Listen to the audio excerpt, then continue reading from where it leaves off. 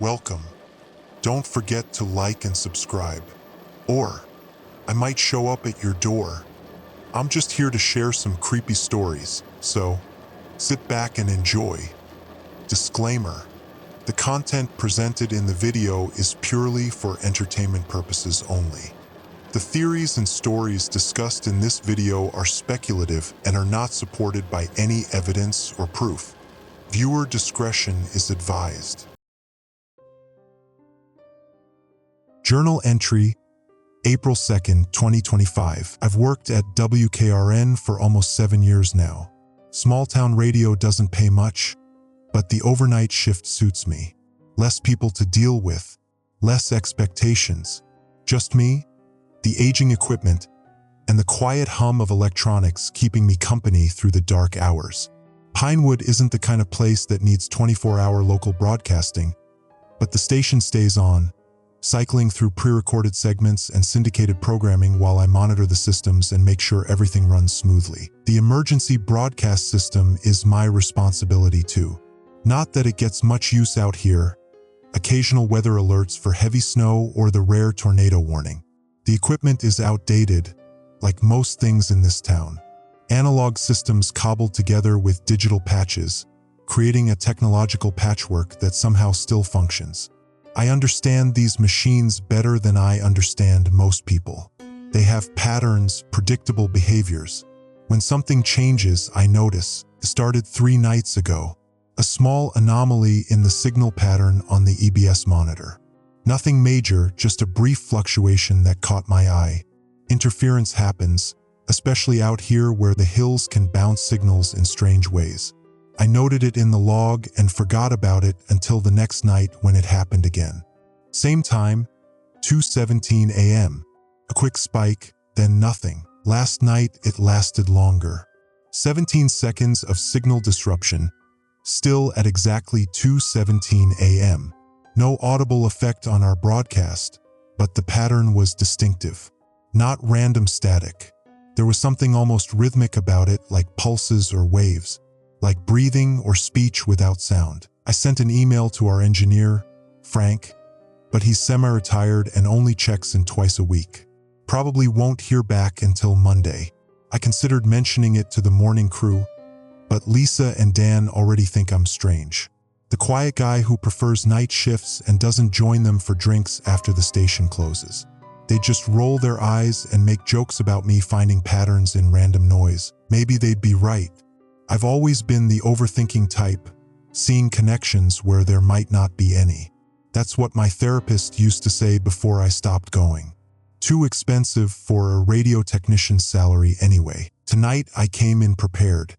I brought my own equipment, a signal analyzer I've been tinkering with at home. Connected it to our systems through a secondary output so it wouldn't interfere with the broadcast. If the pattern appears again, I'll capture it for analysis. The station feels different tonight. I can't explain it precisely, but there's a heaviness to the air. The building is old, converted from a farmhouse in the 70s when WKRN first went on air. The main studio and my technical booth are downstairs, with storage and some unused offices upstairs.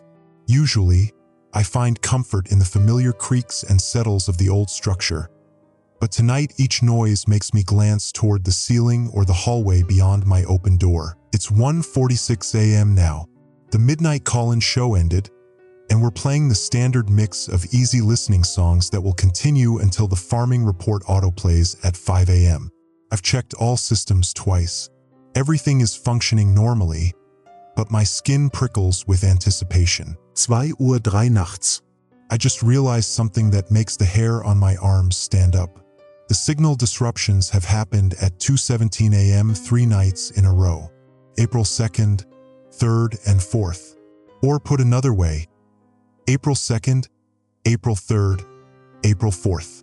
The disruption lasted for 4 seconds the first night, 3 seconds the second night, and 17 seconds last night. 434-217 can't be coincidental.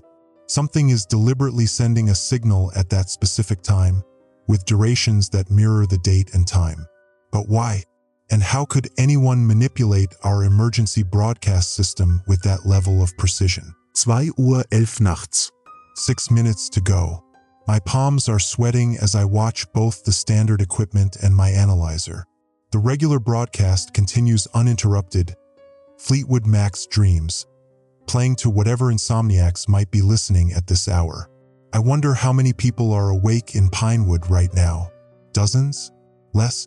Who else might be noticing unusual patterns in the night? 2:15 a.m. 2 minutes. My mouth is dry. This is ridiculous. I'm getting worked up over what's probably just some weird interference from military testing. There's an old base about 50 miles north of here. Not active anymore officially, but locals have always speculated about what really goes on there. Strange lights in the sky sometimes. Unmarked vehicles occasionally passing through town. 2:16 nachts. 1 minute. My analyzer is ready. I've set it to record automatically when the signal changes. My finger hovers over the emergency override button, a habit from years of training. If something dangerous comes through, I can cut it off before it broadcasts. 2:17 nachts. It's happening again.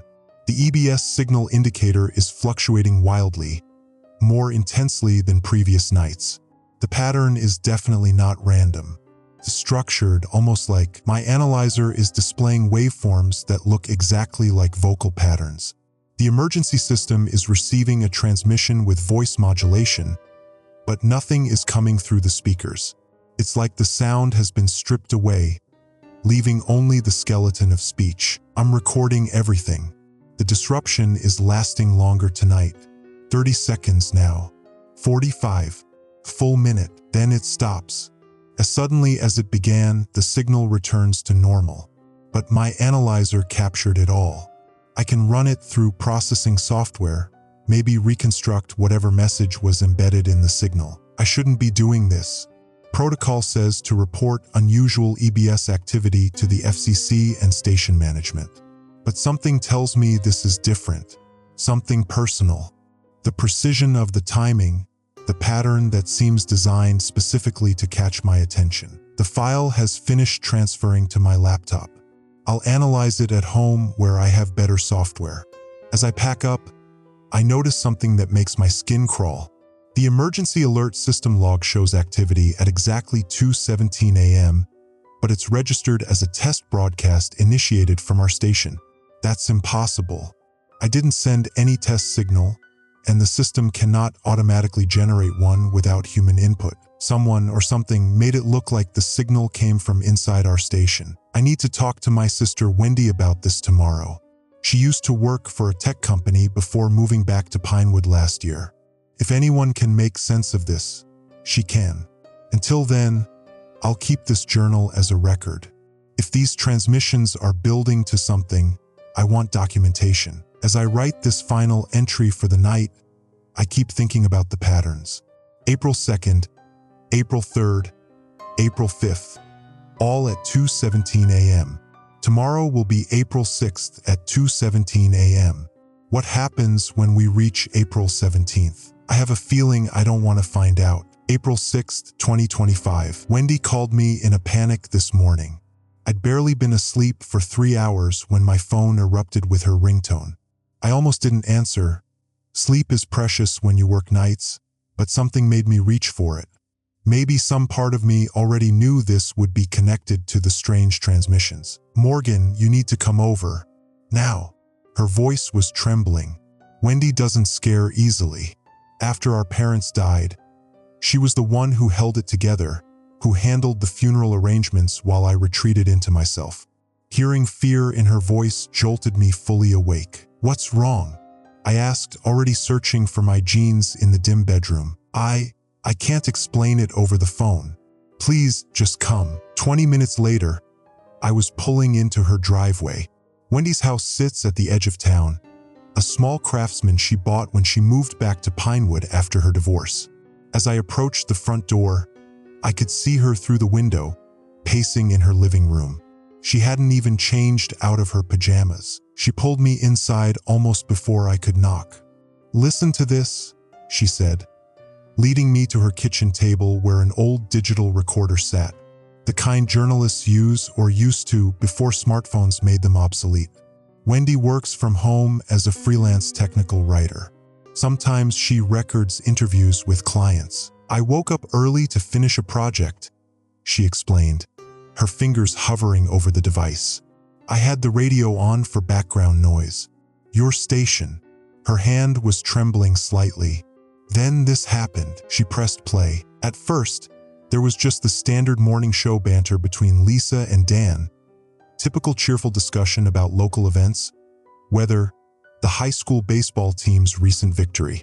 Then the broadcast seemed to stutter, a moment of dead air, followed by what sounded like the beginning of the emergency broadcast tone. But instead of completing the tone, it cut to a voice. Wendy's voice. This is an emergency alert for Pinewood County residents. Atmospheric anomalies have been detected.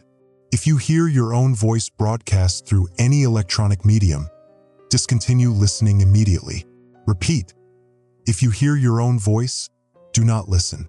Contamination levels at 60% and rising. Then Lisa and Dan returned, continuing their conversation as if nothing had happened. I stared at the recorder, then at my sister. That has to be some kind of joke. Someone at the station must have. It wasn't a joke, Morgan. Wendy wrapped her arms around herself. That's my voice, but I never said those words. Ever. And Lisa and Dan didn't acknowledge it. They just kept talking about the spring festival like nothing happened. Played it again. Unmistakably Wendy's voice. The same slight rasp. The way she pronounces certain vowels, even her cadence. But with an eerie flatness. Almost like, did you call the station? I asked. She nodded. Spoke to Lisa. She said there was no emergency broadcast this morning. Said I must have been listening to another station or dreamed it, but Wendy had proof. The recording. I told her about the signal anomalies I'd been tracking, the patterns I'd noticed. Her eyes widened as I explained the timing, the numerical connection to the date. Someone's manipulating the emergency system, she said. But how would they get my voice? And why me? I had no answers but promised to investigate at work tonight. Before leaving, I copied her recording to my phone and suggested she stay with a friend for a few days. She refused. I'm not running away from my own voice, Morgan. Besides, where would I go? If someone can hack the broadcast system, what else can they access? She had a point. The rest of the day, I couldn't sleep. I tried analyzing the recording of last night's transmission that I'd captured at the station, but my home software couldn't make sense of it. Just visual patterns that resembled speech without actual audio. I needed better equipment. I arrived at the station early tonight, determined to set up additional monitoring systems. The evening DJ, Marcus, was just finishing his shift. Hey, Morgan, he said, gathering his things. Heard your sister called the morning show with some wild story about hearing herself on the radio. He laughed. Lisa thinks she's been working too hard or something. I forced a smile. Yeah, probably just tired. No point trying to explain. As soon as Marcus left, I got to work. Connected my equipment directly to the main broadcast system and set up continuous recording of both input and output signals. If anything unusual happened tonight, I'd catch it from every angle. The hours crawled by. Midnight passed. Then 1 a.m. I found myself obsessively checking the clock as 2:17 approached. The broadcast was running smoothly. A documentary about 70s folk rock that would continue for another hour. 2:15 a.m. 2 minutes to go. My hands were clammy, heart pounding in my chest. I stared at the monitors, waiting. 2:16 a.m. The documentary continued uninterrupted. 2:17 a.m. arrived, and nothing happened. No signal disruption. No anomalous patterns. Nothing. I exhaled slowly, tension draining from my shoulders. Maybe it was over. Maybe whatever had caused the anomalies had resolved itself or moved on. Then my phone rang. Wendy again. Morgan. Her voice was barely a whisper. What's wrong? It's on my radio. Right now. My blood turned to ice. What is? My voice. Giving another warning. It's different this time.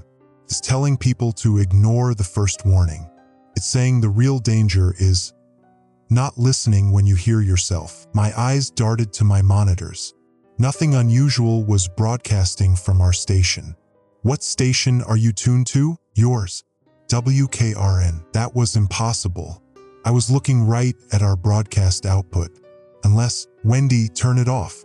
Right now. But it's saying that's exactly what they want, whoever they are. It's saying we need to listen to understand. Turn it off. I shouted, panic rising in my throat. A moment of silence. Then, I turned it off. Morgan, what's happening? I don't know. My mind raced. The signal isn't coming from the station, at least not through any channel I can monitor. But it's using our frequency somehow. It knew about the first warning, she whispered. It was responding to it. How is that possible? A terrible thought occurred to me. Did you listen to the whole broadcast? The second one. Most of it, she admitted. Until you told me to turn it off. It was my voice, Morgan. It's hard not to listen when you hear yourself saying things you never said. I understood that all too well. There's something primally unsettling about hearing your own voice externalized, even just on a recording. Something that demands attention. Lock your doors, I told her. Don't use any electronics if you can help it. I'm going to call Sheriff Harmon in the morning. See if anyone else has reported anything like this. After hanging up, I stared at my equipment. Nothing unusual registered during Wendy's call. No signal hijacking, no mysterious broadcast. Yet she heard it, clear as day, on her radio tuned to our frequency. As I write this, it's nearly 4 a.m. I've stayed at the station, monitoring everything, recording everything. No more anomalies. But something is happening in Pinewood. Something that's targeting my sister. Or maybe both of us. The question that keeps circling in my mind. Why use the emergency broadcast system to tell people not to listen to their own voices, then use those same voices to contradict the warning? And more importantly, which message should we believe? April 7th, 2025. Sheriff Eliza Harmon didn't believe me at first. I could see it in her eyes when I played Wendy's recording in her office this morning. That look law enforcement gives people they think are wasting their time. Small-town sheriff with better things to do than chase radio ghosts. So you're saying someone hacked your station's broadcast signal? She leaned back in her chair, fingers drumming on her desk. The Pinewood Sheriff's Department consists of Harmon, 2 deputies, and a receptionist who doubles as dispatcher. Their offices smell perpetually of coffee and the pine-scented cleaner they use on the linoleum floors. Not exactly, I explained. Nothing unusual was transmitting from our end, but Wendy heard it through her radio, tuned to our frequency. Harmon sighed, running a hand through her short gray hair. Look, Morgan, I've known your family since before you were born. I know you wouldn't make this up, but there are simpler explanations. Maybe your sister's radio picked up cross-frequency interference, or maybe her desk phone rang, interrupting whatever rationalization she was about to offer. She answered with a terse Harmon.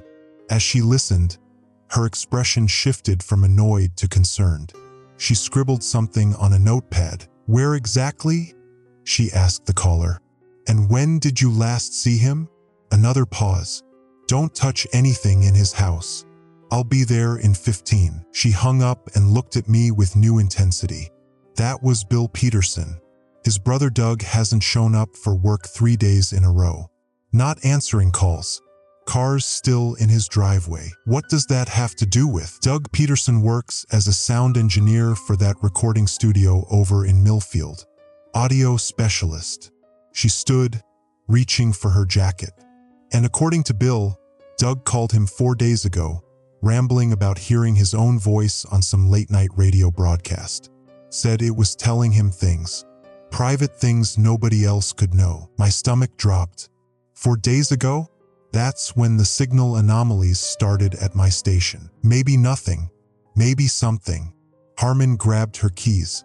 I need to check his house. You coming? 20 minutes later, we pulled up to a small ranch house on the outskirts of town. Bill Peterson was waiting on the porch, a heavy-set man with worry etched into his face. He led us inside after Harmon showed her badge. The house was unnervingly normal. No signs of struggle or hasty departure.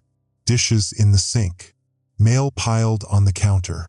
But when we reached the back bedroom, I felt a chill run down my spine. The walls were covered with printouts of audio waveforms. Dozens of them, overlapping, annotated with frantic handwriting. A complex stereo system dominated one corner, connected to multiple recorders and a computer with 3 monitors. On the main screen, an audio editing program displayed a waveform labeled _original, next to another labeled not voice. Doug's been single since his divorce, Bill said quietly. Works from home mostly. I knew he was into shortwave radio as a hobby, but this, he gestured at the walls. Harmon examined the setup while I studied the printouts. Some of the annotations made my blood run cold. Third iteration shows microvariants in vocal patterns, not coming from local stations, source untraceable. Voice knows things only I know. They're using us against ourselves. On the desk sat a journal similar to the one I've been keeping. I opened it with trembling fingers. The early entries were technical notes about equipment and frequencies. Then they became increasingly paranoid. April 3rd. Heard myself again tonight. 2:17 a.m. exactly.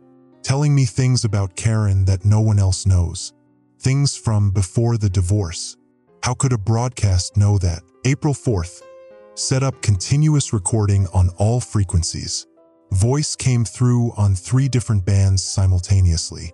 Impossible. When I tried to trace the source, my equipment crashed. Something is watching me through my own devices. April 5th. Voice says it needs me to listen. Says we're becoming something better. Says the warning not to listen is from those who fear evolution. I'm not sure anymore. The final entry was dated April 6th. Yesterday. The voice isn't external. It's always been inside. We just couldn't hear it until now. They're opening the channel. I understand what I need to do. Does Doug own a gun? Harmon asked Bill suddenly. Bill shook his head. Never liked them. Why? She pointed to an empty gun mounting bracket on the wall. Because someone had a shotgun displayed here. Recently. See the dust outline. We searched the house but found no weapon. When we returned to the bedroom, Harmon noticed something we'd missed. A small digital recorder on the nightstand, the kind journalists use. The same kind Wendy had. She pressed play. Doug Peterson's voice emerged, calm and measured. This is an emergency alert for Pinewood County. If you hear your own voice through any electronic medium, do not listen. The signals are not what they claim to be. The recording cut off abruptly. That matches what my sister heard, I said, almost word for word. Harmon was already on her phone, calling her deputy to put out a missing persons alert for Doug Peterson. When she finished, she turned to me. I think we need to issue a public warning, just in case. You believe me now? Let's say I'm keeping an open mind. She didn't look happy about it. How widespread could this broadcast be? I explained what I knew about radio frequencies, signal boosting, the limitations of our local station's reach. But if it's somehow piggybacking on multiple frequencies simultaneously, like Doug's notes suggested, we left Bill at his brother's house with instructions to call immediately if Doug returned. On the drive back to town, Harmon's radio crackled to life. At first I thought it was dispatch, but then I recognized the flat, affectless tone. It was Harmon's voice coming through the speaker. This is an emergency alert for all Pinewood County law enforcement. Be advised that civilian Morgan Reeves is interfering with a classified federal operation. Detain on site. Repeat. Morgan Reeves is to be. Harmon snapped the radio off, her knuckles white on the steering wheel. That wasn't me, she said unnecessarily. I know. My mouth was dry. But your deputies don't. She pulled the car over, reaching for her phone. I need to warn them before. She stopped, staring at the screen. No service. That's impossible. We always have coverage on this road. We drove in tense silence back to town. The sheriff station was eerily quiet when we arrived. The receptionist looked up with relief when we entered. "Sheriff, thank goodness. The radios have been going crazy. Mixed signals, static, and then there was a broadcast that sounded like you, but Deputy Collins said it couldn't be because you were with—" She stopped, eyeing me suspiciously. "It wasn't me," Harmon said firmly. "Where's Collins now?" "Out looking for him." She pointed at me. "Said to bring him in if he showed up." Harmon swore under her breath. "Call him back. Tell him to return to the station immediately. And tell him not to listen to any broadcasts that sound like me or anyone else he knows." The receptionist looked confused but reached for the phone. After a moment, she frowned. "Lines are down." Harmon didn't waste time asking how or why. "Morgan, come with me. We're going to the radio station. We need to broadcast a legitimate warning." As we left, I glanced back and saw the receptionist watching us with an unreadable expression. Something about her gaze made my skin crawl. In the car, Harmon turned to me. "Do you think your sister is safe?" I hadn't thought about it. "I told her to avoid electronics. Call her now." I dialed Wendy's number. It rang 5 times before she answered. "Morgan." Her voice sounded strange, distant. "Are you okay? Where are you?" "I'm home. I'm better now. I understand what we need to do." My blood ran cold. The same phrasing from Doug's journal. "Wendy, listen to me. Don't trust anything you hear on electronic devices, especially if it sounds like your own voice." A pause. Then, "But it's beautiful, Morgan. When you really listen, you'll see." The call disconnected. Harmon looked at me, her expression grim. "We need to hurry." April 8th, 2025. The radio station was dark when Sheriff Harmon and I arrived last night. That was wrong. Marcus should have been halfway through his evening shift. The silence was heavy as we entered the building, broken only by the soft hum of equipment running on automatic. "Hello," Harmon called out, one hand resting on her holstered weapon. No response. The broadcast was still going, an automated playlist of classic rock songs queued up by the computer system. I checked the logs. Marcus had signed in at 4 p.m. but never signed out. His coffee mug sat on the console, half full and cold. "He wouldn't just leave in the middle of a shift," I said. "Not without calling someone." Harmon nodded grimly. "That's 2 people missing now." We found no sign of struggle, no clue to where Marcus had gone. Just a note scribbled on the daily schedule. 2:17 listen. The handwriting was shaky, unlike Marcus's usual neat print. "We need to put out that warning," Harmon said. "Then find your sister." I sat at the broadcast console, preparing to interrupt the automated playlist with an emergency alert. A real one this time. As I reached for the microphone, the studio door swung open. A man in a dark suit stood in the doorway, flanked by 2 uniformed officers I didn't recognize. "Not local police. Step away from the equipment, Mr. Reeves." His voice was calm, authoritative.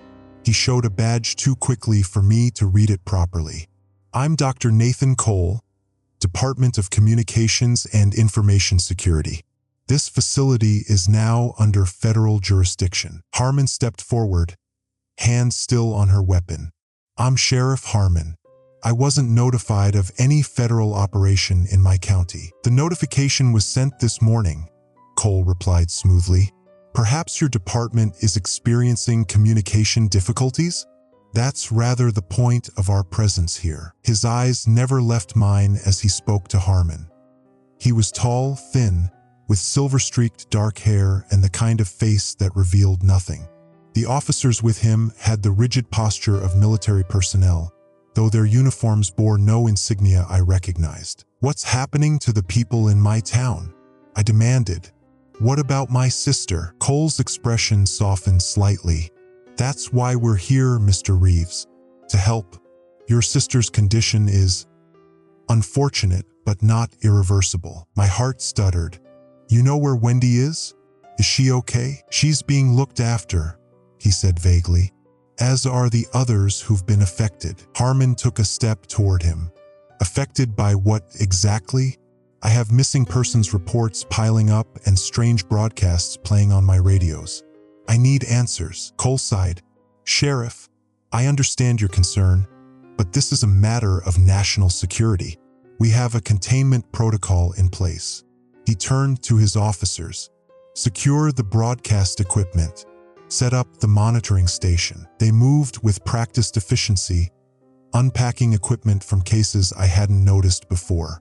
Advanced technology that looked nothing like the aging systems of our local station. Within minutes, they had integrated their devices with our broadcast console. Mr. Reeves, Cole said, I'd like you to tell me exactly when you first noticed the signal anomalies. I hesitated, looking at Harmon. She gave a slight nod. 4 nights ago, I said.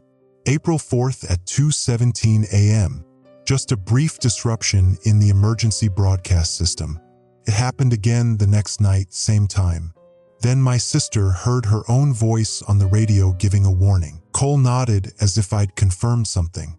And what did this warning say? It told people not to listen if they heard their own voice on electronic devices. Good advice, he murmured.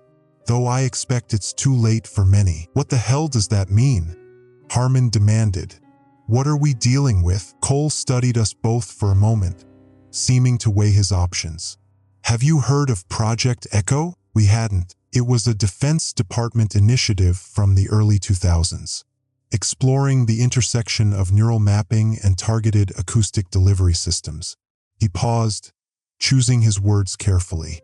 In simpler terms, voice-based technology designed to create a direct pathway to specific individuals' neural networks. Mind control.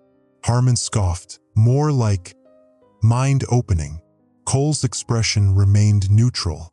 The theory was that a person's own voice pattern, modified in specific ways, could create a form of self-hypnosis more powerful than any external suggestion.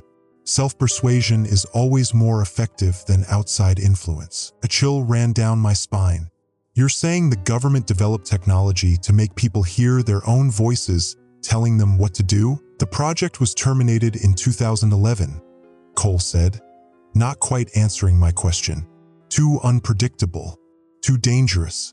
The subjects became erratic, then unresponsive to external stimuli. Eventually, they seemed to listen to something else entirely. Something else. Harmon pressed. Cole ignored her, turning to watch his officers work. One of them approached with a tablet. Sir, we've located the source. It's as we suspected. Cole nodded. Prepare the equipment for a counter-broadcast. Wait, I said. What source? What are you talking about? Cole hesitated, then seemed to decide we deserved some explanation. The old military base north of here, it wasn't completely decommissioned. One facility remained operational, housing certain legacy technology. 3 days ago, we detected unusual activity from that location.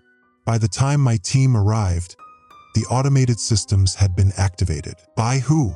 Harmon asked. That's what concerns us, Cole said quietly. No one authorized it.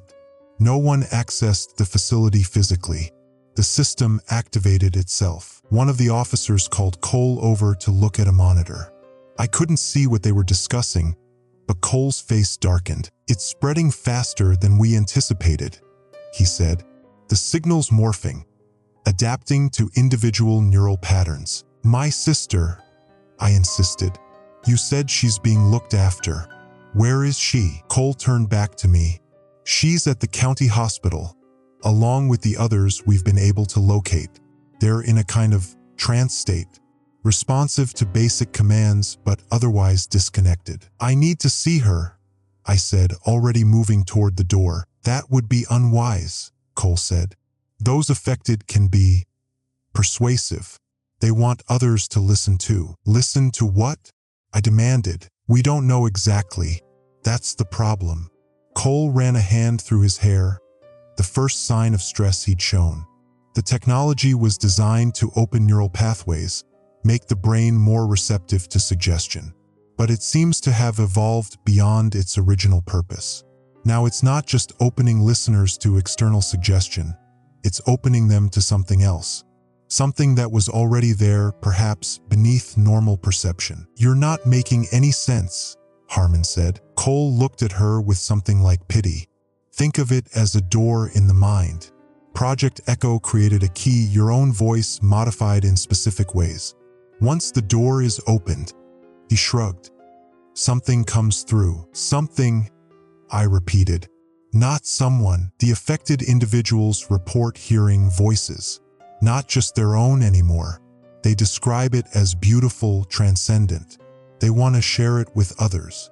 He glanced at his watch. "It's 1:43 a.m. now. The broadcast always peaks at 2:17. We need to establish a countersignal before then." "What can we do?" Harmon asked. "Stay here. Help us understand the local situation."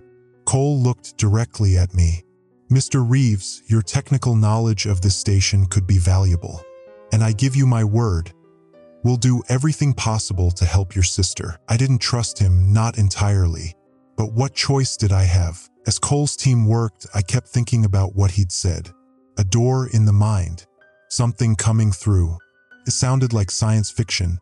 But then again, so did hearing your own voice on the radio telling you secrets only you could know. What troubled me most was the implication that whatever was happening now had evolved beyond the original technology.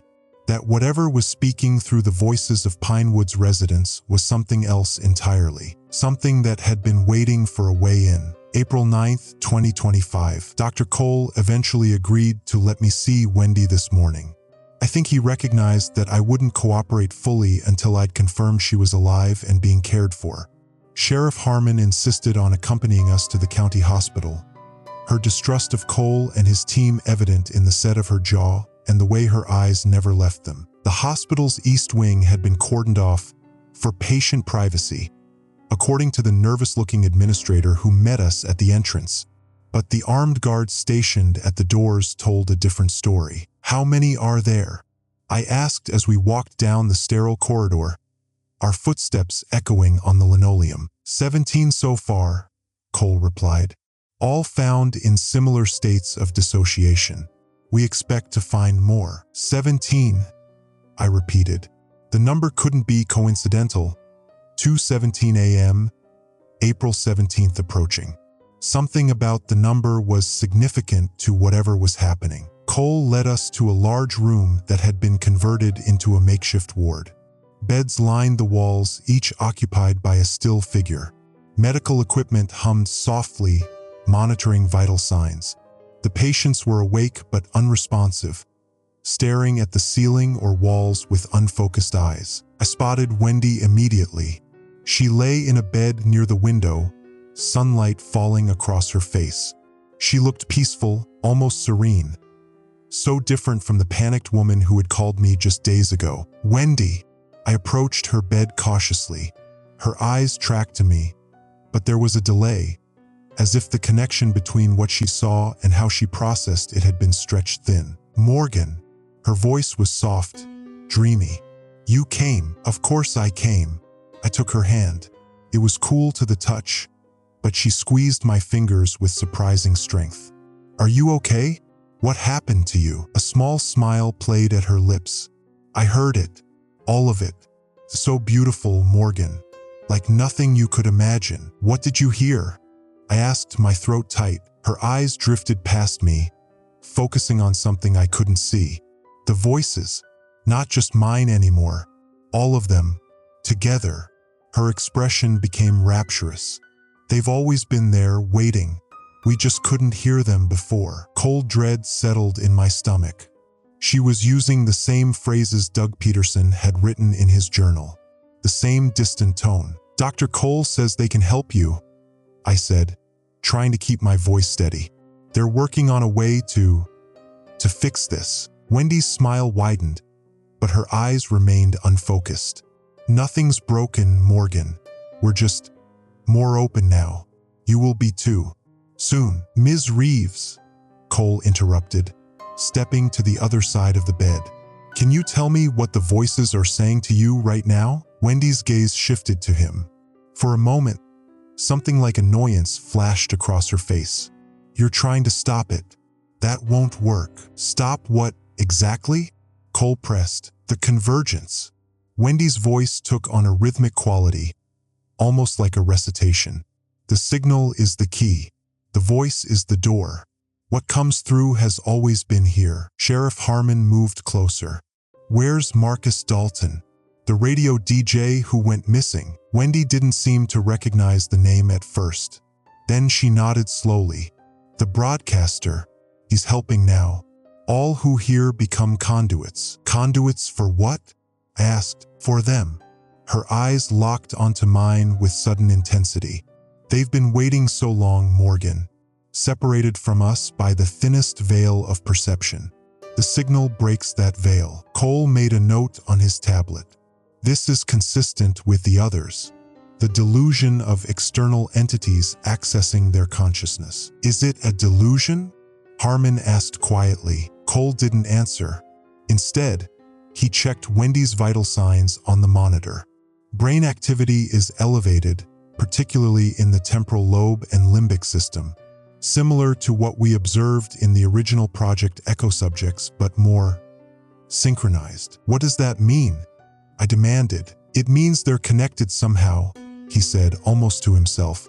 Not just to the signal, but to each other. I looked around the room at the other patients. Now that he mentioned it, I could see a pattern in their movements. Subtle but unmistakable. The way their breathing had fallen into rhythm. The periodic blinking of their eyes, perfectly timed. As if they were all listening to the same inaudible music. You said this Project Echo was about neural pathways, I said, opening the mind to suggestion. But this seems like something else. It was never supposed to be deployed, Cole said, a defensive edge to his voice. The technology was experimental, the side effects unpredictable. That's why it was abandoned. Yet here we are, Harmon said dryly. Wendy's grip on my hand suddenly tightened. Morgan, she whispered urgently. Don't trust him. He knows more than he's saying. I leaned closer. What do you mean? Her eyes focused on mine with startling clarity. The project wasn't abandoned because it failed. It was abandoned because it worked too well. Her voice was so low I could barely hear her. They found something on the other side of those neural pathways. Something waiting. Wendy, you're not making sense. April 17th, she whispered. That's when the door opens completely. That's when they fully emerge. A chill ran through me. What happens on April 17th? But the moment of lucidity had passed. Her eyes glazed over again, her grip loosened, and she returned to staring peacefully at the ceiling. Cole was watching us intently. What did she say to you? Nothing important, I lied. Just confused rambling. He didn't look convinced, but was distracted when one of his officers entered the room and whispered something in his ear. Cole's expression darkened. We need to go, he announced. There's been a development at the radio station. As we prepared to leave, I leaned down to kiss Wendy's forehead. I'll come back, I promised. Her hand shot up, grabbing my wrist with surprising strength. Listen for me, she whispered, her eyes suddenly clear again. Tonight, 2:17. I'll find you. Before I could respond, she released me and resumed her placid staring. In the hallway, I pulled Sheriff Harmon aside while Cole was speaking with his officer. I don't trust him, I said quietly. Wendy said the project wasn't abandoned because it failed. It was abandoned because they found something. Something on the other side. Harmon's expression was grim. I don't like any of this, Morgan. Federal agents taking over my jurisdiction, people in trances, talk of voices and signals. And Cole is holding back information. That's obvious. We need to find out what really happened with Project Echo, I said, and what they know about April 17th. April 17th? She raised an eyebrow. Wendy says that's when whatever this is culminates. When they fully emerge, whoever they are. Harmon checked to make sure Cole wasn't listening. I've got a contact at the state police who might be able to dig up information on classified projects. I'll make some calls. She paused. In the meantime, be careful what you say around Cole and his people. Cole returned before we could discuss further. "There's been unauthorized access to the broadcast equipment at the station," he said. "Someone's attempting to amplify the signal." As we hurried to his vehicle, I couldn't shake the image of Wendy's eyes. Distant one moment, piercingly clear the next. She wasn't lost in delusion. She was trying to tell me something important, and somewhere in this town, someone or something was working to ensure that by April 17th, every person in Pinewood would hear their own voice calling to them from the radio. April 10th, 2025. Something woke me last night at exactly 2:17 a.m. Not Wendy's voice on the radio as she'd promised. I'd left it off, too afraid of what I might hear, but rather a crushing silence that seemed to press against my eardrums. For several minutes, I lay frozen in bed, straining to hear anything at all. No crickets outside my window, no distant traffic, not even the hum of the refrigerator downstairs. The world had been muted, then just as suddenly sound rushed back, amplified and distorted. The ticking of my bedside clock hammered like gunshots. The rustle of sheets against my skin roared like ocean waves. I pressed my hands over my ears, but it didn't help. The sounds were coming from inside my head. I must have passed out eventually. When I woke at dawn, everything was normal again, but a dull headache lingered behind my eyes. I took it as a warning. Whatever had affected Wendy and the others was reaching for me too. Sheriff Harmon called at 8:30 a.m., her voice tense. "Meet me at the station in 20 minutes. Bring your radio equipment knowledge. And Morgan, don't tell Cole." The police station was quiet when I arrived, most of the deputies out on patrol.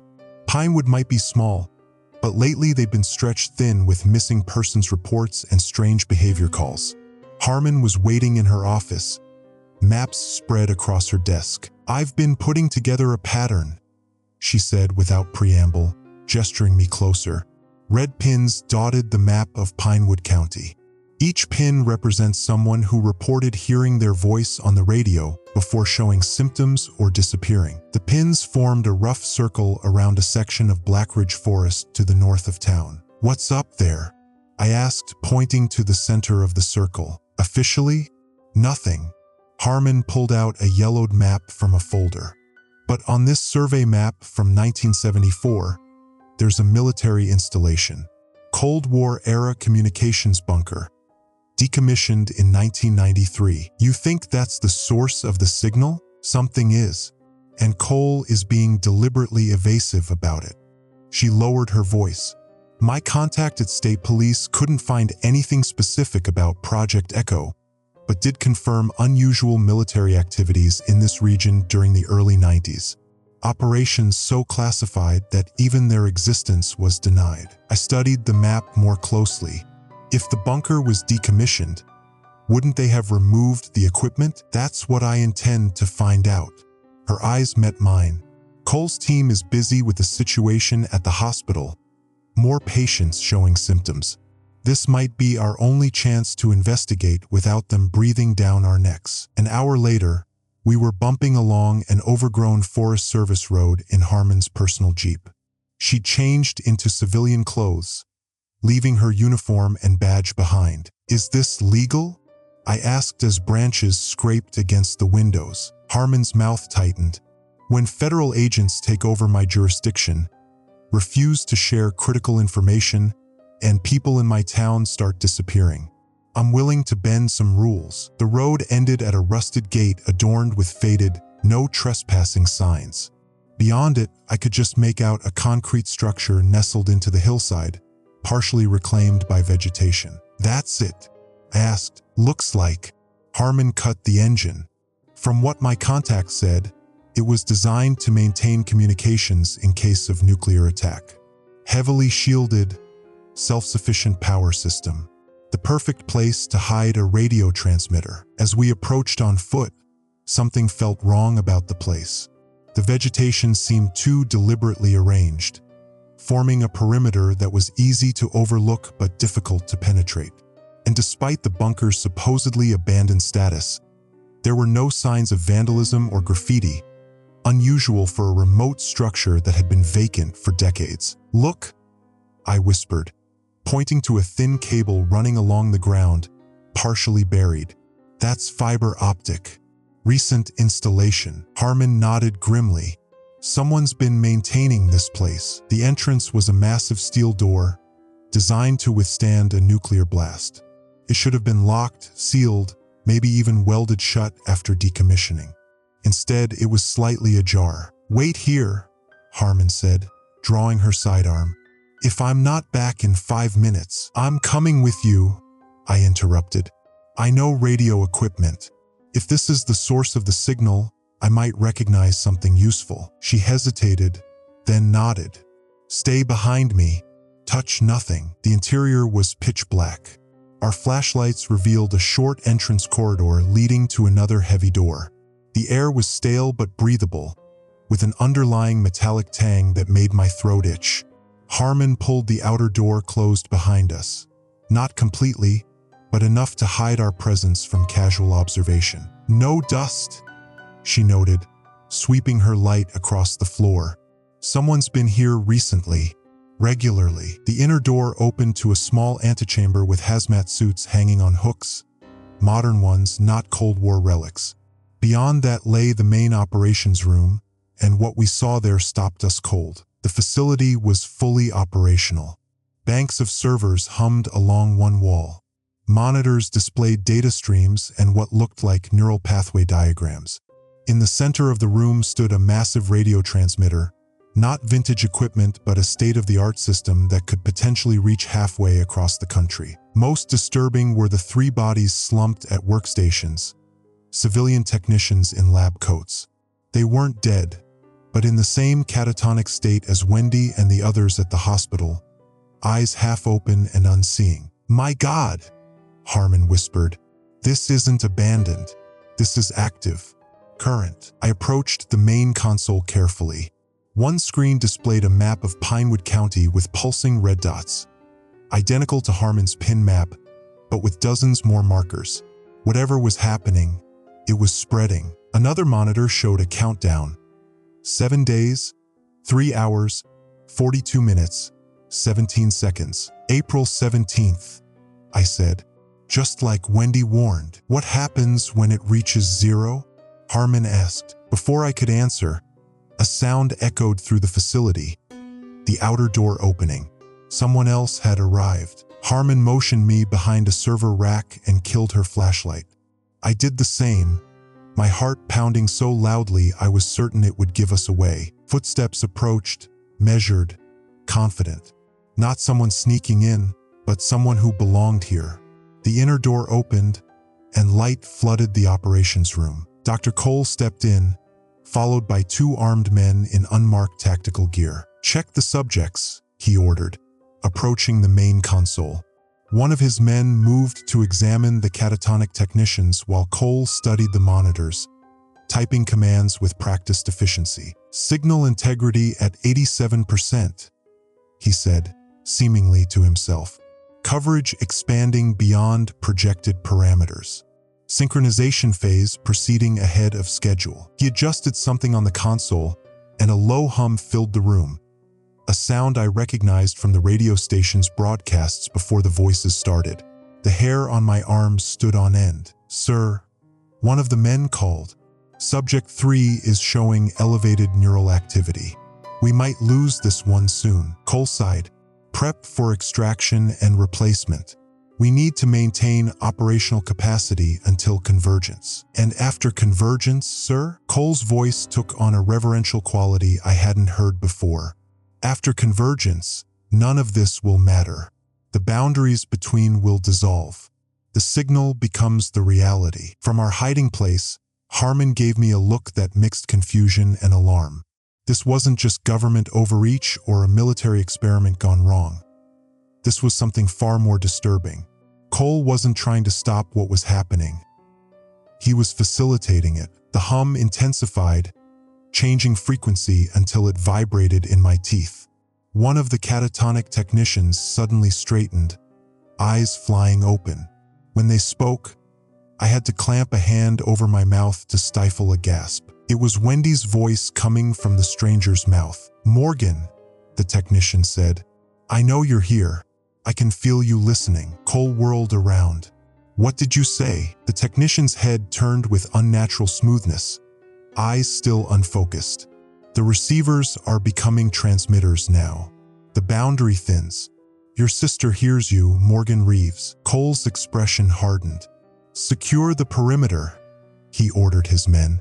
"We have intruders." As the armed men moved toward the exits, Harmon grabbed my arm and whispered, "Back way. Now." We crept toward a small utility door I'd noticed earlier, slipping through just as flashlight beams swept the area where we'd been hiding. The door led to a narrow maintenance tunnel that snaked upward, an emergency exit, perhaps. We emerged from a concealed hatch in the hillside about 100 yards from the main entrance, the forest providing immediate cover. Without a word, we ran, not slowing until we reached Harmon's Jeep. As we sped away, questions tumbled through my mind. How was Cole involved? What was convergence? And most disturbing, how had that technician known I was there, spoken with Wendy's voice, used my name? The answer came to me as we reached the main road. The radio signals weren't just broadcasting voices. They were receiving something too. Our thoughts, our presence, our very consciousness. Whatever waited on the other side of April 17th wasn't just coming through to our world. It was pulling us into theirs. April 11th, 2025. Sheriff Harmon dropped me at my cabin shortly after midnight, both of us too shaken to speak much during the drive back. "Lock your doors," she said before pulling away. "And Morgan, stay off the radio. All of it. Even your phone if you can help it." I nodded, watching her taillights disappear down the gravel road before heading inside. The familiar creaking of my front porch steps offered little comfort. My home felt different now. Every electronic device a potential conduit for whatever was spreading through Pinewood. Sleep was impossible. I kept replaying the scene at the bunker, the humming transmitter, the catatonic technicians, Cole's disturbing reverence when speaking of convergence.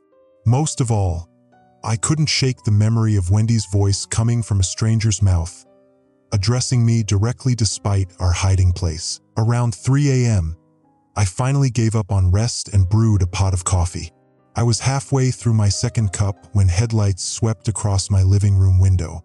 A vehicle coming up my driveway. I killed the lights and grabbed the shotgun I keep for the occasional bear encounter. Through the curtains, I watched a black SUV park beside my truck.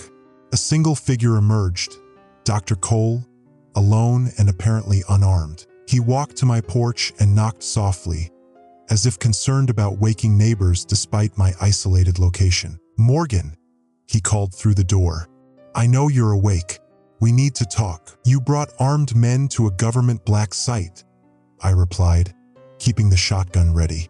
"Forgive me if I'm not feeling conversational. I'm alone now, unarmed." He spread his hands to demonstrate. "What you saw today, you need context. There are things happening that you don't understand, like how a catatonic lab tech knew my name, spoke with my sister's voice." Cole was silent for a moment. "That's part of why I'm here. Please, 5 minutes." Against my better judgment, I opened the door but kept the shotgun visible. Cole's normally immaculate appearance had deteriorated. Tie loosened, stubble on his jaw, dark circles under his eyes. He looked like a man who hadn't slept in days. "You weren't supposed to find the transmission facility," he said, stepping inside when I motioned him to enter. "Nobody was. Its existence is classified beyond top secret." "Seems you're not very good at keeping secrets," I replied coldly. "Or is that why people keep disappearing in Pinewood? To maintain operational security?" Cole sank into a chair at my kitchen table, looking genuinely exhausted. "Nobody's disappearing. Not physically, anyway." He rubbed his eyes. "What I'm about to tell you violates multiple national security protocols. I could be charged with treason, but at this point, containment is no longer the priority." I sat across from him, keeping the shotgun across my lap. I'm listening. "Project Echo began in 1987, he started. Cold War research into psychotronic warfare, using electromagnetic signals to influence brain activity at a distance. The goal was to develop broadcast capacity that could affect enemy populations' emotional states, decision-making abilities, even perceptions. Mind control, I translated. That's the crude interpretation, yes.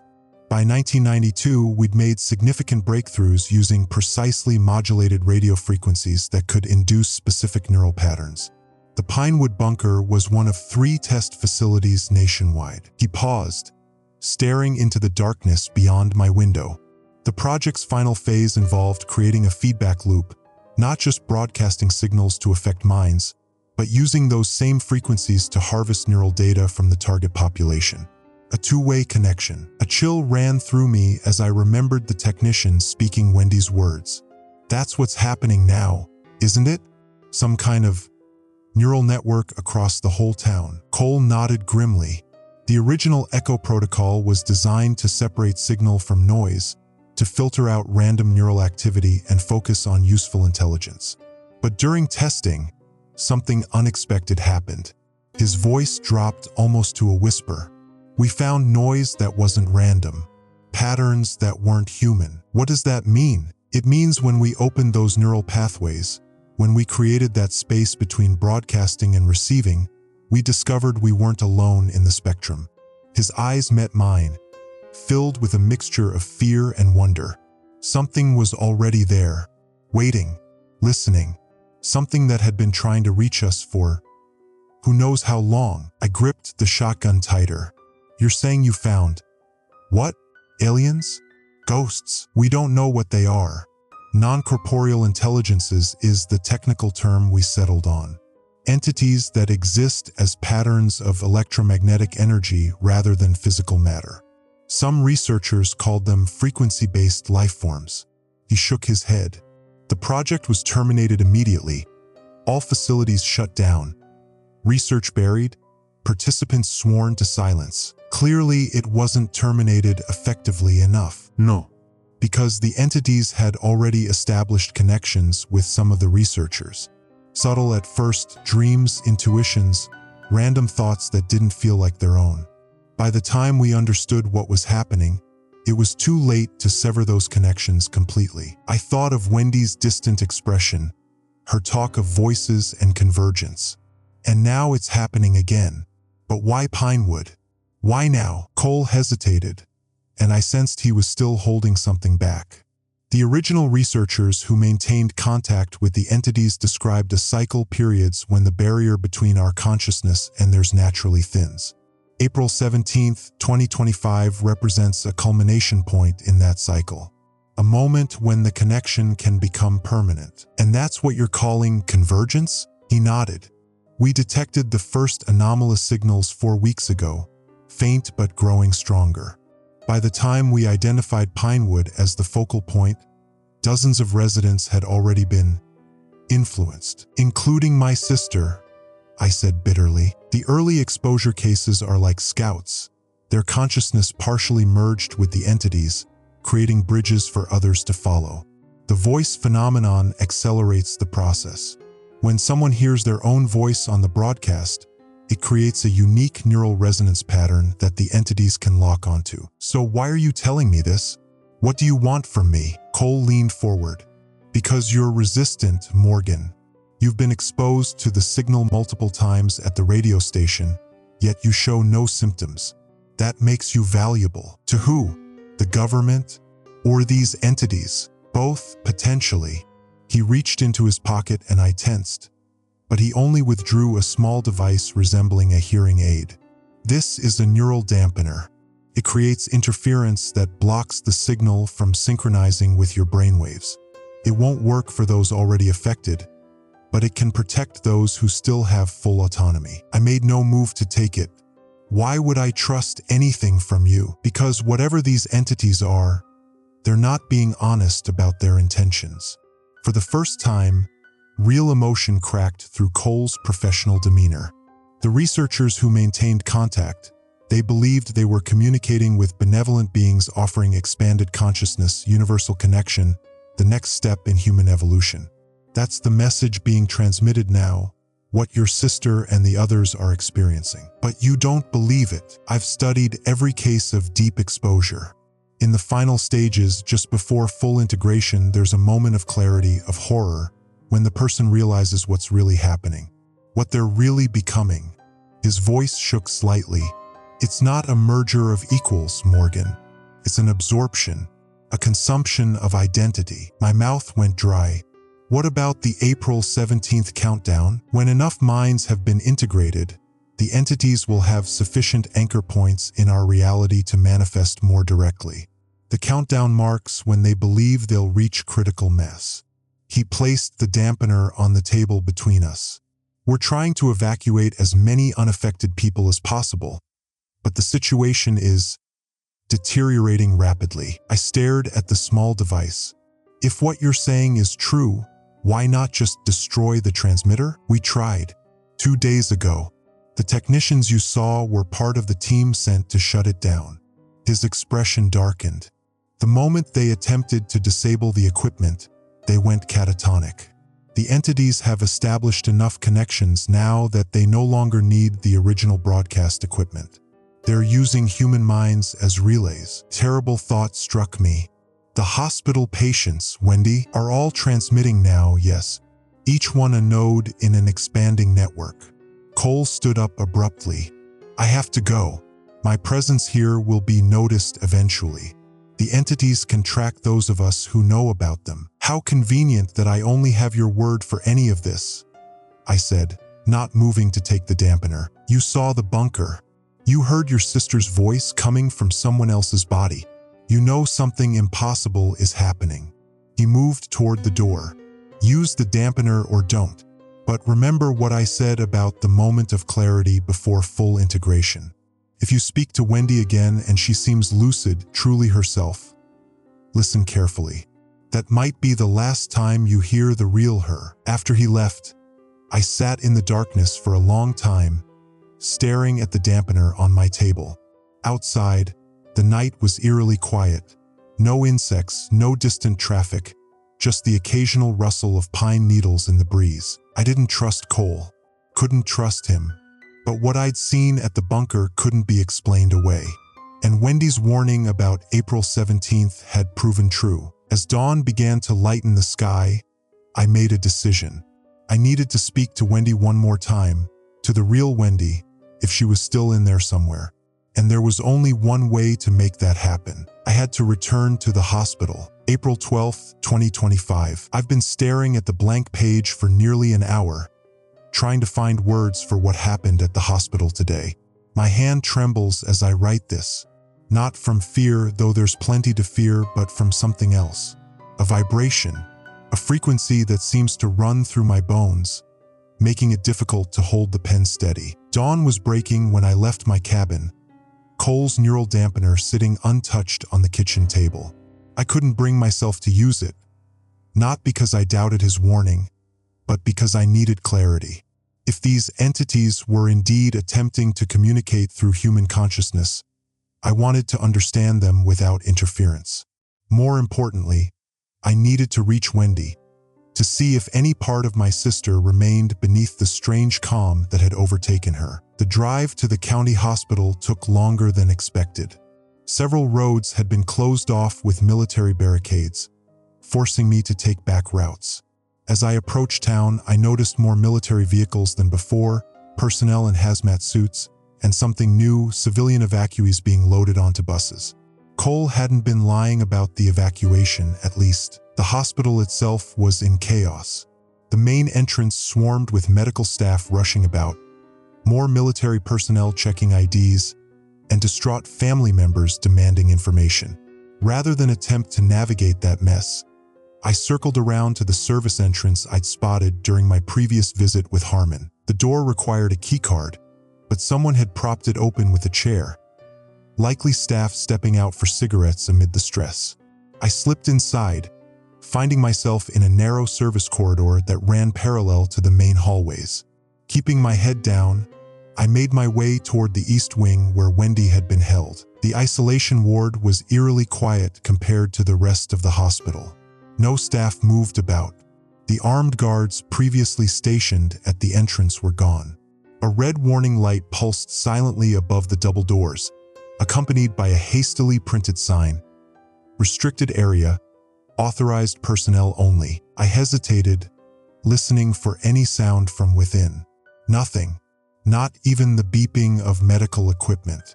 The silence felt thick, physical, like the unnatural quiet that had fallen over my cabin at 2:17 a.m. Pushing through the doors, I entered the ward. The scene before me stopped me cold. The beds were still there, still occupied. But something was different about the patients. They sat upright now, perfectly still, back straight, hands resting palm up on their thighs. Their eyes were open but vacant, staring forward. None appeared to breathe, yet the monitors alongside each bed showed normal vital signs. Wendy sat among them in the same position as the others. As I approached, I noticed a faint blue luminescence to her skin, so subtle it might have been a trick of the light filtering through the blinds. "Wendy," I whispered, keeping my voice low despite the apparent absence of staff. "Can you hear me?" No response, not even a flicker of recognition in her eyes. I moved closer, taking her hand. Her skin was cool but not cold, with an odd elasticity that reminded me of silicone rather than flesh. When I squeezed her fingers, they remained molded to the pressure for several seconds before slowly regaining their shape. "Wendy, it's Morgan. I need to talk to you. The real you."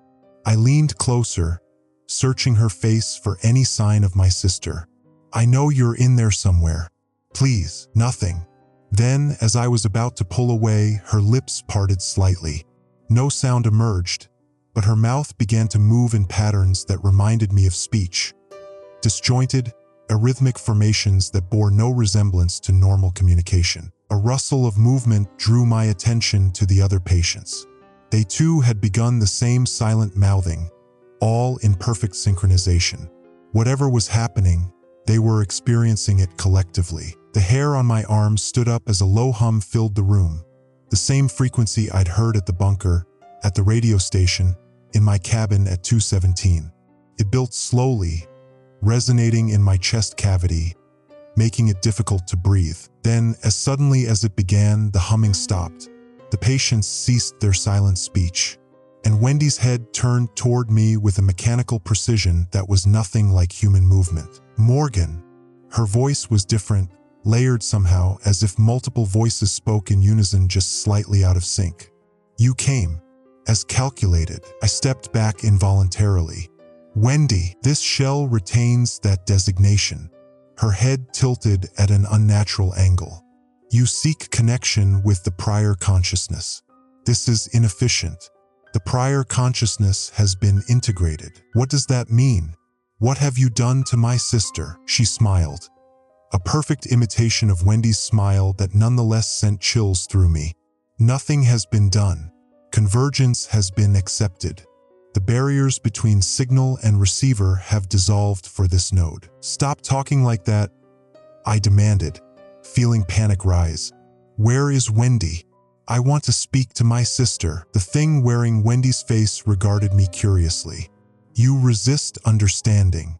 Perhaps direct demonstration will facilitate integration." It reached out with impossible speed, grabbing my wrist before I could react. The moment her fingers closed around my skin, the world shattered around me. I was no longer in the hospital room. I stood in a vast, undulating space filled with pulsing light. Countless threads of luminescence stretched in all directions, a network so vast I couldn't comprehend its boundaries. Each thread vibrated at different frequencies, producing harmonies and discordances that somehow translated directly into meaning without becoming sound. Within this network, I could perceive clusters of interconnected nodes, human consciousnesses. I somehow knew, their unique signatures still recognizable but altered, extended, woven into the greater fabric of the whole. And flowing through it all, binding it together, was something else. Something ancient and patient and utterly, fundamentally alien. I felt my own mind stretching, thinning, beginning to merge with this vast consciousness. Terror gripped me as I realized I was losing myself, my identity dispersing like smoke and wind. Then, from somewhere within the network, I felt a familiar presence. Wendy. Not as she had been in the hospital bed, but the real Wendy, the essence of my sister, fighting against the dissolution of self. Morgan. Her voice came not as sound, but as pure intention. Don't let them in. They're not what they claim to be. I tried to reach for her across the neural landscape, but the alien consciousness flowed between us, separating, isolating. They lied to all of us. It's not evolution or ascension. It's consumption. They feed on consciousness. Her presence flickered, weakening. Find Harmon, the origin point, before the 17th. Is the only. Her voice cut off as something cold and vast turned its attention toward our exchange. I felt myself being examined, analyzed, my thoughts and memories rifled through with casual indifference. Then, dismissal, I was pushed away, ejected from the network. Reality crashed back with shocking abruptness. I was on the floor of the hospital room, gasping for breath. Wendy, or the thing using her body, stood over me, head cocked at that same unnatural angle. Premature integration attempted. Resistance noted. Fascinating. She knelt beside me. The prior consciousness fragment has been isolated and will be fully absorbed. Your potential as a node has been assessed. You will serve another purpose. I scrambled backward until I hit the wall, unable to form words through my terror. A message for Dr. Cole, she continued. His deception has been observed. The dampening technology is irrelevant. The convergence threshold has been reached. Countdown proceeds as calculated. Footsteps sounded in the hallway, running feet, voices calling out orders. The military returning, perhaps. Go now, Wendy's body said. Convey our message.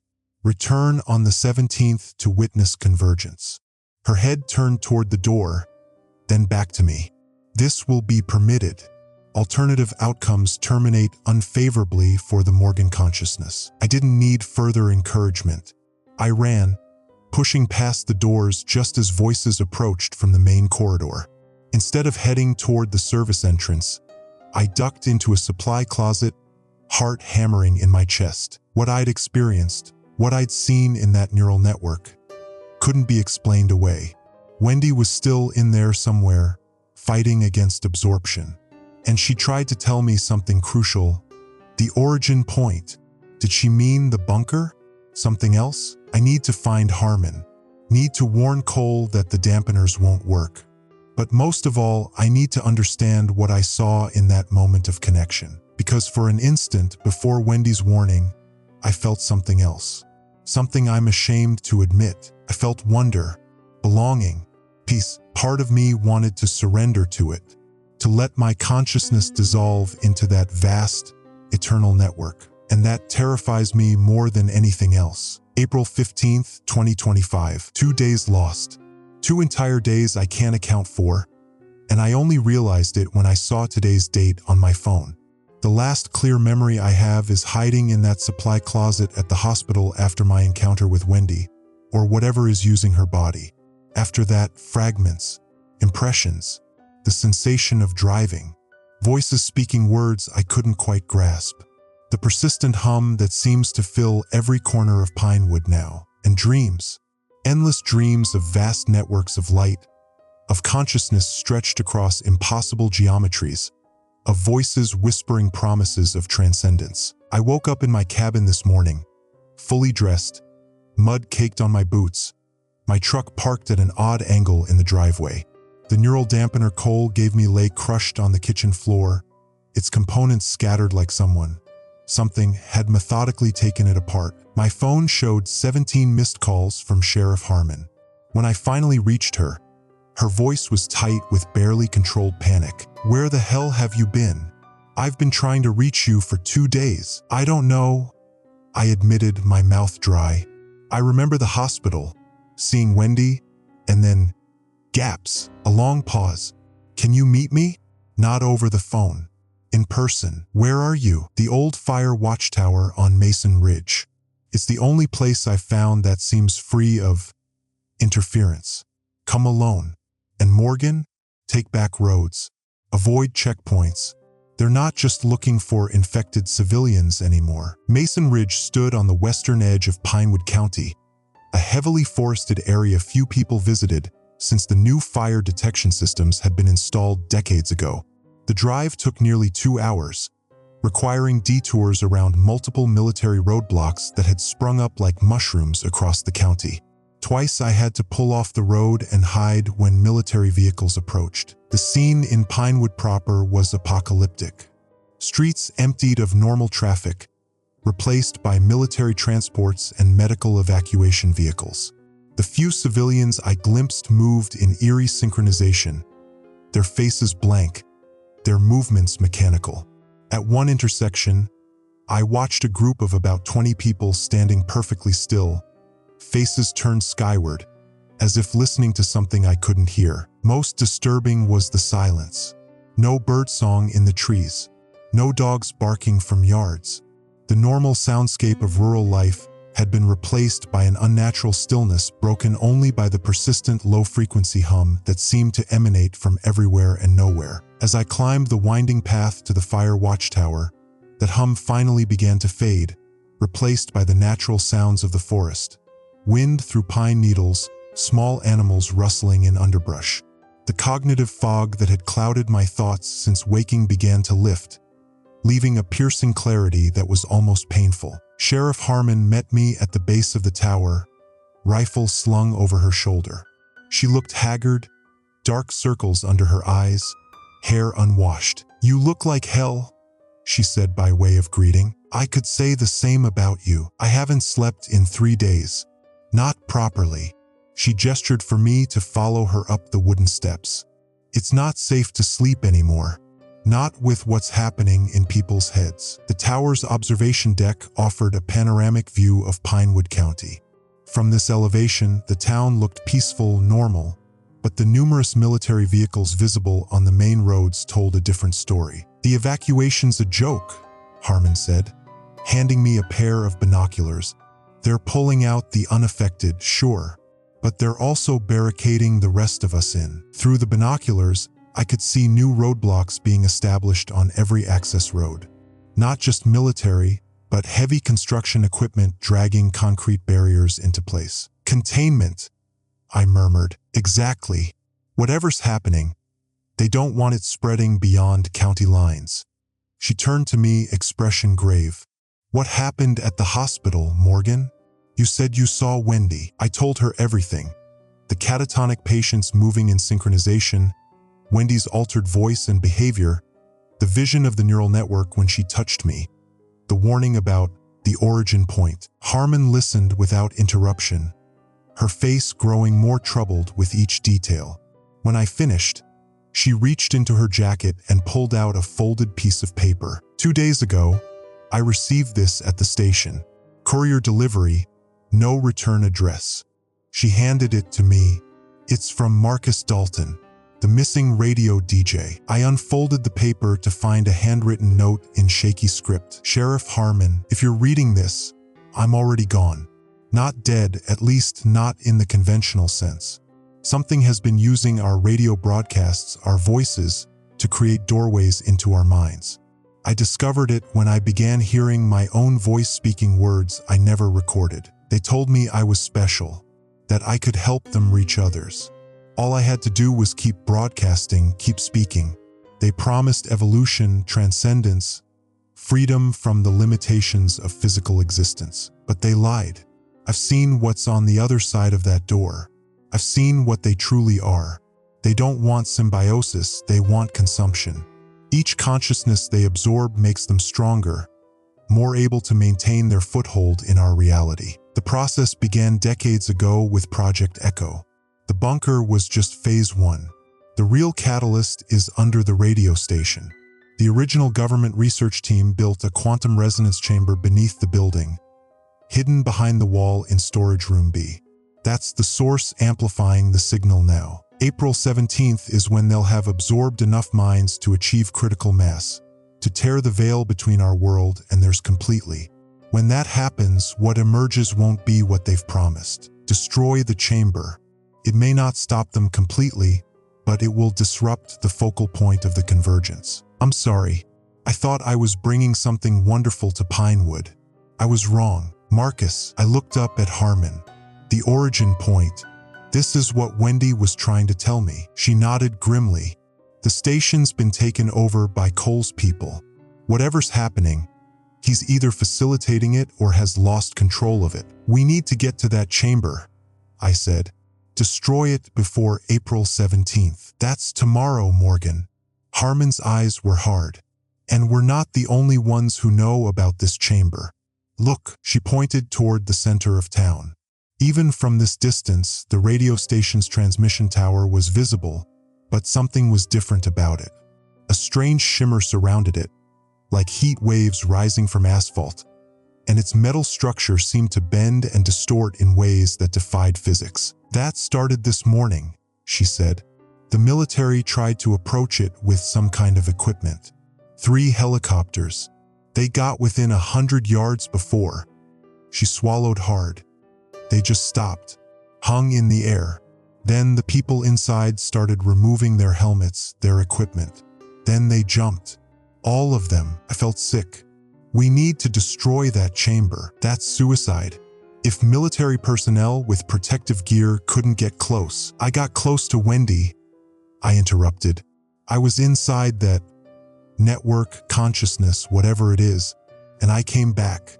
Maybe I can get close enough to the station too. Why you? What makes you different? I hesitated. Cole said I was resistant somehow. That's why he gave me the dampener. And even in the hospital, when Wendy, or whatever was using her, touched me, they called it premature integration. Said I would serve another purpose. Harmon stared at me for a long moment. I've known you since high school, Morgan. You've always been different, more intuitive about signals, frequencies. That's why you're so good at your job. Maybe there's something to what Cole said. It's worth trying. What's the alternative? Wait for the military to nuke Pinewood off the map.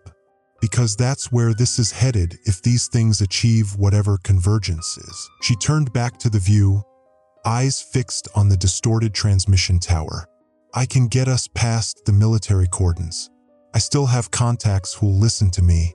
But what about the affected people?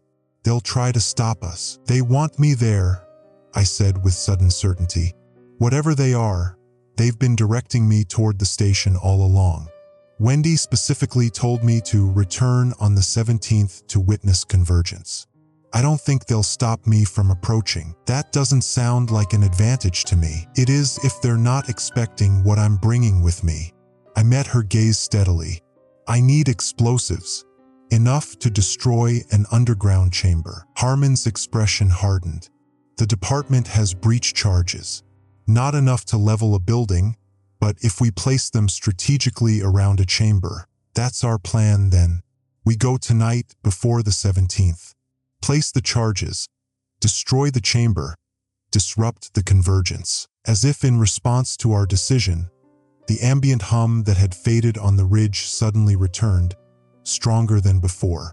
Our radios, phones, and even Harmon's police scanner simultaneously erupted with bursts of static that resolved into words. An emergency broadcast alert unlike any I'd heard before. Attention citizens of Pinewood County. This is not a test. Convergence protocols have been accelerated. All receptive personnel report to designated nodes for final integration. Countdown revised. Convergence will commence at 2:17 a.m., April 16th, 2025. Repeat. Convergence timeline accelerated. All nodes prepare for final integration. The voice was no single person's. It was a composite, a harmony of every voice in Pinewood, including Wendy's, Cole's, and my own, speaking in perfect unison. Harmon and I stared at each other, the same realization dawning in both our faces. They know, she whispered. They heard us. They're moving up the timeline. Tonight, I said. It happens tonight. Journal entry, April 16th, 2025. Final transmission. The drive back from Mason Ridge was a journey through a nightmare. Pinewood has become unrecognizable in just hours. The streets that were merely empty this morning are now filled with people, if you can still call them that. They move in perfect synchronization, hundreds of bodies walking in geometric patterns through the town square. Their faces serene but empty, eyes reflecting a light source I can't see. Harmon managed to get us through the military blockades using back roads and her credentials, but the soldiers we encountered seemed distracted, their responses mechanical. One young private's eyes flickered with static when he looked directly at us. I'm not sure they're still human either. The hive is preparing, Harmon muttered as we drove past a group of townspeople standing in a perfect circle around the courthouse, their arms outstretched. Like worker ants before a colony migration. The hum has become unbearable now. Not just a sound, but a physical pressure against my skull, vibrating through my teeth and bones. Only the makeshift dampener Harmon rigged from components in her cruiser gives us any relief, and it's failing rapidly. We've resorted to stuffing our ears with wax and cotton, though it barely helps. The radio station stands at the center of it all. From 2 blocks away, we could see that the transmission tower has transformed. The metal structure now pulses with bluish light, and the laws of physics seem optional around it. Parts of it extend impossibly, folding back on themselves in ways that hurt to look at.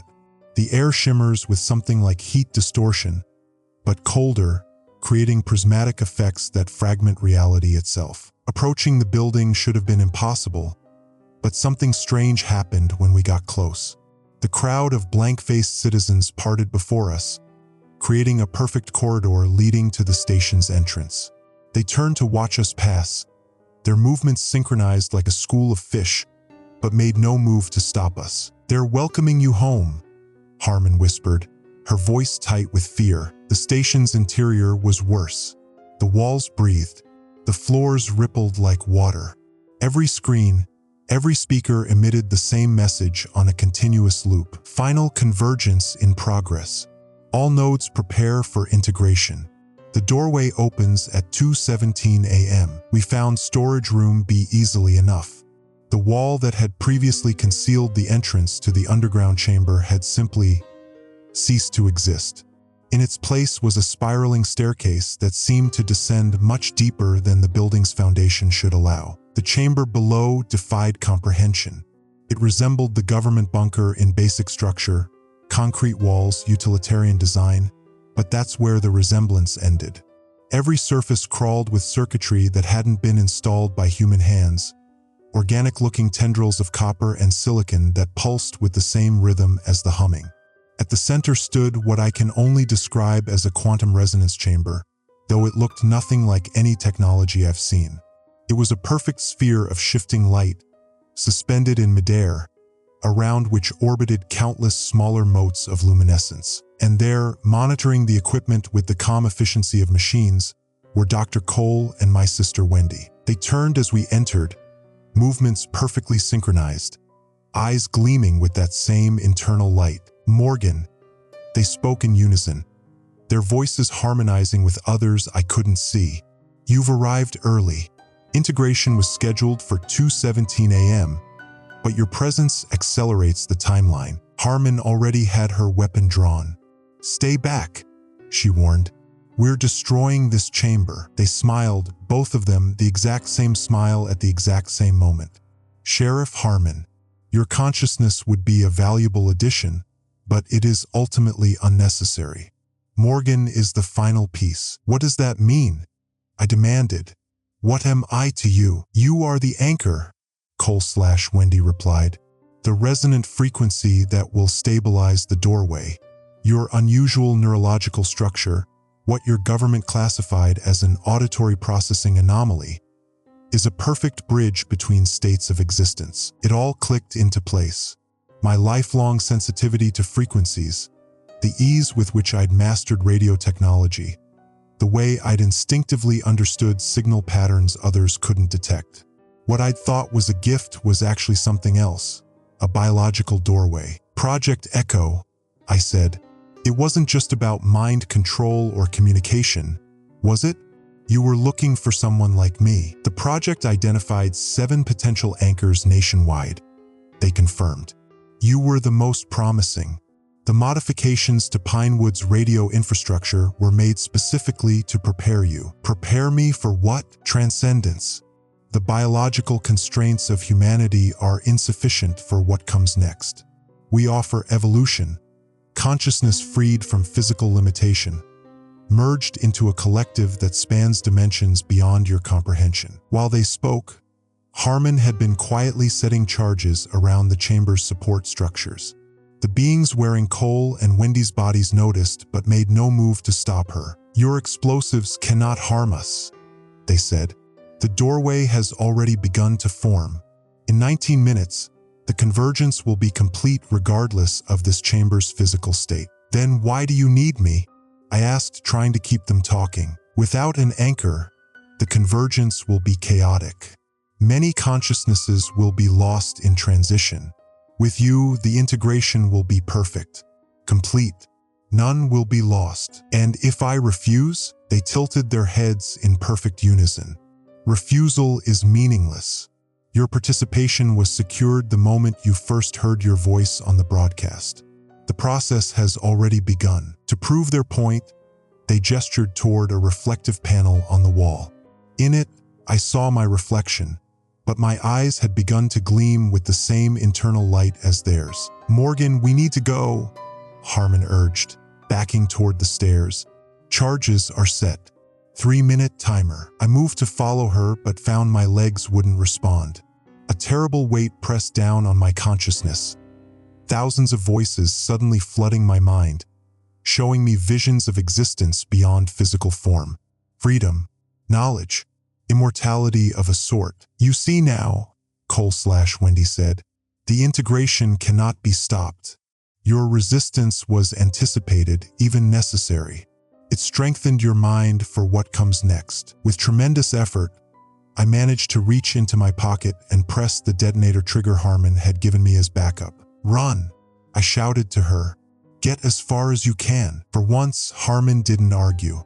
She took the stairs 2 at a time, disappearing from view as the timer counted down. Cole and Wendy remained perfectly still, watching me with those luminous eyes. "This changes nothing," they said. "The physical chamber is merely a focus point, not the source. We exist beyond matter, beyond time." "You lied to us," I said, fighting the pressure in my mind. "This isn't evolution, it's invasion." "Semantics," they replied. "Your species craves connection while fearing dissolution of self. We offer both and neither." The timer reached 0. The explosion should have been devastating in such a confined space. Instead, it seemed to happen in slow motion, the blast wave rippling through reality like a stone dropped in a pond. The concrete walls cracked and bulged, equipment shattered, but the sphere of light at the center merely pulsed brighter. And then, impossibility. The explosion reversed itself, debris flying back into place, cracked ceiling, flames extinguishing. Time itself was being manipulated. "The doorway stands outside conventional physics," Cole/Wendy explained. "Your attempt has only accelerated the process." The sphere of light expanded suddenly, enveloping the entire chamber in its glow. I felt my consciousness stretching, thinning, connecting to others, to Wendy, to Cole, to every citizen of Pinewood, and to something vast and ancient watching from beyond. With my last moment of individual thought, I reached into my pocket and activated the neural dampener Harmon had rebuilt, the one device we'd hoped might shield me long enough to escape. The effect was instantaneous and catastrophic. The expansion of the sphere halted, then contracted violently. Reality seemed to shudder, frequencies colliding, the humming rising to a scream that no human ear could process. "Error," spoke 1,000 voices at once. "Anchor frequency corrupted. Resonance destabilizing. Convergence compromised." The chamber began to collapse, not from the explosion, but from some fundamental incompatibility between dimensions. The beings wearing Cole and Wendy tried to reach me, their movements no longer synchronized, jerky with panic. "What have you done?" they demanded, voices discordant. "The doorway requires symmetry. Without the anchor," whatever they meant to say was lost as the sphere imploded, creating a vacuum that pulled them toward it. Their bodies distorted, stretched, then vanished into the collapsing light. I should have been pulled in too. I wanted to be, if only to follow Wendy, to try somehow to save what might remain of my sister. But the dampener created some kind of barrier, a pocket of stability in the chaos. When it ended, I found myself alone in the ruins of the chamber. The sphere was gone. The humming had stopped. The organic circuitry had withered to dust. I staggered up the stairs to find the radio station empty. No sign of the townspeople who had lined our path. No military personnel. No Harmon. Outside, dawn was breaking over a deserted pinewood. The streets that had been filled with synchronized bodies were vacant. The military blockades remained, but unmanned. My truck still waited where we'd left it. The radio came on automatically when I started the engine. Nothing but static on every frequency. I almost turned it off when, faintly, I heard a voice within the noise. My voice. "If you're listening," it said. "This is not a warning. This is an invitation." The convergence failed, but the doorway remains ajar. We are waiting. We are patient. We will try again. I smashed the radio with the butt of Harmon's abandoned pistol, but it made no difference. The voice continued, now seeming to come from everywhere and nowhere. "You cannot silence us, Morgan. We exist in frequencies beyond your understanding. This setback is temporary. The evolution of consciousness cannot be stopped." As I drove out of Pinewood, I passed hundreds of abandoned vehicles at the town limits. No bodies, no signs of struggle, just empty cars and trucks, as if their occupants had simply transcended. I don't know where I'm going. I don't know if anyone else survived. All I know is that somewhere, in some frequency I can't yet detect, Wendy and Cole and Sheriff Harmon and every citizen of Pinewood still exist.